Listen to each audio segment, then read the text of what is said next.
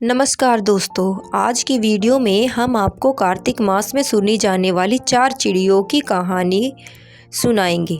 अगर आपको कहानी अच्छी लगे तो वीडियो को लाइक करें, साथ ही चैनल पर नए हैं तो सब्सक्राइब करिए और बेल आइकन ज़रूर दबाइए, जिससे आपको हमारी सभी वीडियो की नोटिफिकेशन आप तक पहुंचती रहे।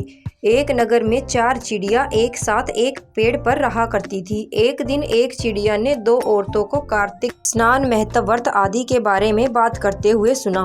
उस चिड़िया को उनकी बातें बहुत अच्छी लगी। उसने जाकर अपनी सहेलियों को बताया तथा अगले वर्ष कार्तिक स्नान करने के लिए उन्हें तैयार कर लिया। चारों चिड़ियाएं गंगा नदी के पास एक पेड़ पर रहने लगी। वह रोज सवेरे जल्दी उठकर गंगा नदी में स्नान करती तथा व्रत आदि रखती। ऐसे ही कार्तिक का महीना पूरा हुआ और प्रतिस्पर्धा के दिन उन्होंने खिचड़ी बनाने के लिए दाल और घी का इंतजाम किया और खिचड़ी बनाकर रख दी और स्नान करने के लिए गंगा नदी पर चली गई। पहली चिड़िया आई, उसे बहुत भूख लगी थी। उसने खिचड़ी की भाप खाई और सो गई। दूसरी चिड़िया आई, उसे भी बहुत भूख लगी थी। उसने खिचड़ी का पानी पिया और वह भी सो गई। तीसरी चिड़िया आई, उसने खिचड़ी को खाया और वह भी सो गई। चौथी चिड़िया आई तो उसने देखा कि इन तीनों ने खिचड़ी खा ली है और वह सो रही है, तो उसने बची हुई खिचड़ी की खुरचन खाई और वह भी सो गई। उसी दिन बहुत भयंकर तूफान आने के कारण उन चारों चिड़ियाओं की मृत्यु हो गई।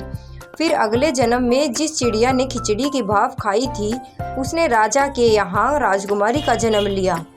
जिस चिड़िया ने खिचड़ी का पानी पिया था, उसने कुम्हार की बेटी के रूप में जन्म लिया।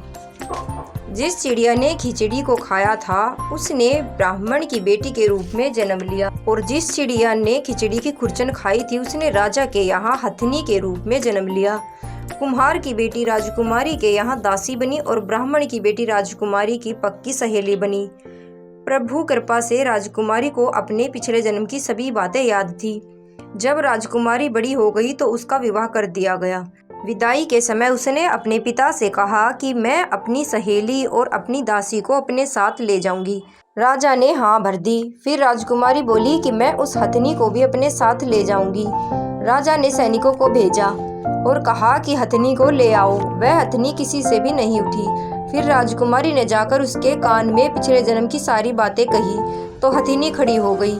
जिस राजकुमार से उसकी शादी हुई, उसने यह सब देख लिया और आकर कहा कि तुमने इस हथनी के कान में ऐसी क्या बात कही जिससे ये तुरंत खड़ी हो गई। तो रानी ने उसे भी सारी बात बता दी। तो राजकुमार हैरान रह गया और कहा कि कार्तिक स्नान का इतना महत्व होता है कि चिड़िया को भी मनुष्य की योनि प्राप्त हो गई। उसने कहा कि इस वर्ष हम भी जोड़े से कार्तिक स्नान करेंगे। जब कार्तिक का महीना आया तो दोनों ने जोड़े से स्नान और व्रत आदि किए, जिससे उन्हें धरती पर सुख और वैकुंठ की प्राप्ति हुई। हे कार्तिक महाराज, जैसे राजकुमार और राजकुमारी को वैकुंठ की प्राप्ति हुई, वैसे ही इस कहानी को कहते, सुनते और हुकार भरते सभी को वैकुंठ की प्राप्ति हो। बोलो कार्तिक महाराज की जय।